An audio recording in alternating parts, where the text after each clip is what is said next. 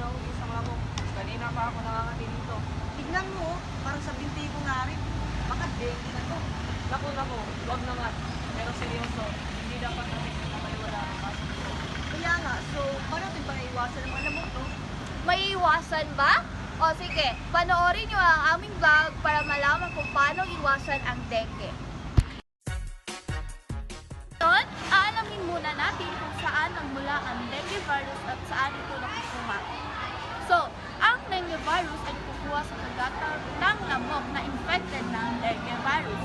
Madalas ay Aedes aegypti. So, ano-ano nga ba ang sintomas ng dengue? Una na rito ay ang mataas na temperatura ng lagnat na umaabot ng 40 degrees Celsius.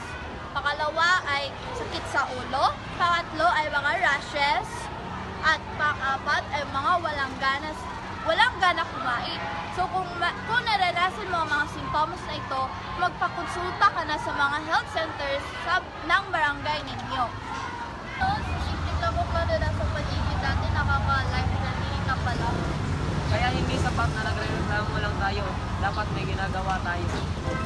Kahit sa mukhang malinis na bahay, kung may naiwang tubig sa bote, lata o kanal, pwede pa rin pamugaran yan ng mga lamok.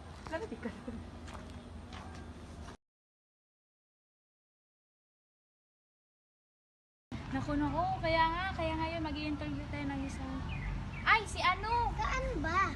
Si ano? Sandali, maglo-lotion muna ako ng off para hindi ako Sige, makagat bahala ng ka. lamok. Ay, para ka hindi ba kagat sa lamok? Pwede pahingi? Sige, pero huwag mo ubusin na para Siyempre maubos naman. mo yan. Gusto na rin ba? Ito, balik tayo kanina. Sinabi ko,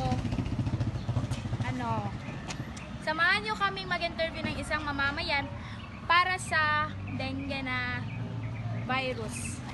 Ako? Tayo? Kami? Malamang. Sige. Jay, ako dyan.